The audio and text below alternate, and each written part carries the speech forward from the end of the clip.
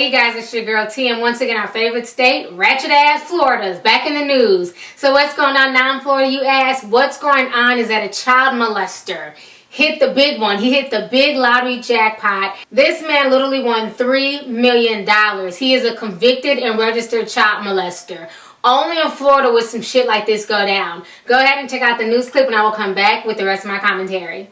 Now, only on 6, a local sex predator is Florida's newest multi-millionaire after hitting it big with a $20 scratch-off ticket. Local 6 has covered this lottery winner before when we investigated jobs held by sex predators. But now tonight, the man's life has changed quite a bit. Mike DeForest is breaking this original local report. He's live in Mount Dora at the store where the ticket was sold. Mike? Well, Matt, it was a Super Millions ticket just like this one with a top prize of $3 million. That's how much money Timothy Poole won. The clerk here at this 7-Eleven tells me he had no idea the customer was a convicted sex predator.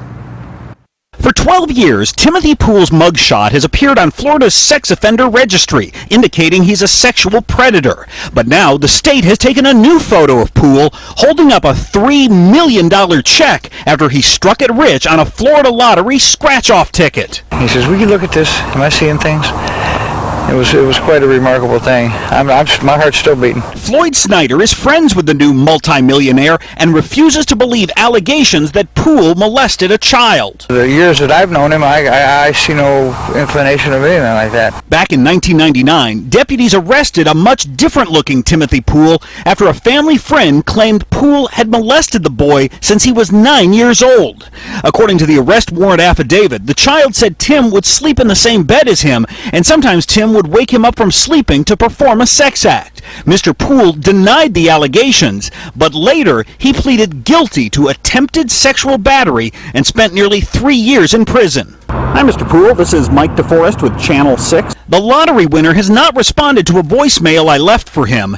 Just last month, in a Local 6 investigation exposing sex predators working in jobs like pizza delivery drivers, we found Poole employed as a cab driver at his mom's taxi business. He's a very passive person, very kind, giving. I think that's why he won, because, I mean, it's Christmas time, and dude deserved a break, man. When I spoke to Poole last month, he told me, quote, "It may be hard to believe, but sometimes people are wrongly accused." Now, his friend believes that he's going to spend some of his $3 million from that jackpot on expanding his mom's taxi cab business here in Mount Dora. Matt and Lisa? And Mike, just to clarify here, it is illegal for sex offenders and predators to win the lottery, right? It is absolutely legal. In fact, just a couple of years ago, Matt, a sex offender down in South Florida won a $14 million jackpot.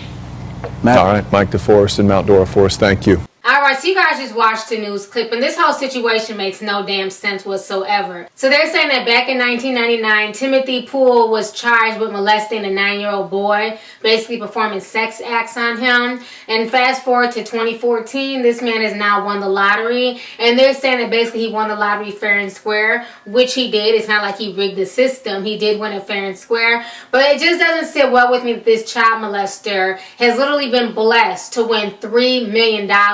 If I was the family of that little boy, I would sue him in civil court for some of that money. I think it's bullshit this child molester now gets to live the life of luxury while this poor victim has been left to deal with the abuse. I would definitely sue his ass in civil court and try and win back some of that money. And if the state doesn't watch him closely enough, he might buy a one-way ticket to Thailand or the Philippines where sex trafficking over there is normal, and he might go over there and have his pick of any child that he wants to molest over there in one of those small countries. Because you have a lot of foreigners, you have a lot of Westerners who will go out to the Philippines and out to Thailand, out to Africa, and go to these so-called third world countries and then sit there and pay big money to molest those children. So I think he should be watched very closely to see what he does with his earnings. But I also believe that the family should also sue him in civil court. You know, it's just sad. It's crazy that people like that can win the lottery, but people who really need the money, who are struggling, who are good people, who are not out here doing dirt, molesting people's kids, shitting on other people, they can't win the lottery, but this man wins $3 million. Only a ratchet ass Florida with some shit like this go down. So anyways, go ahead and leave a comment. Let me know your thoughts on this entire ratchet ass situation that's coming from our first favorite state, ratchet ass Florida. Alright, deuces.